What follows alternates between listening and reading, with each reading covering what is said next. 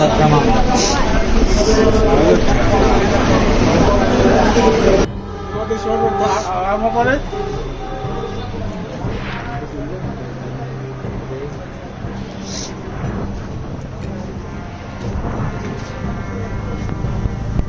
ওনার কাছে টাকাটা দেখেন আমি দিচ্ছি, উনি টাকাটা গুনতেছে। মেবি একটা টাকার একটু সমস্যা ছিল মনে হয়, হয়তো উনার কাছে মনে হচ্ছিল, তাই টাকাটা উনি আবার ওনাকে দিয়ে দেখাচ্ছিল।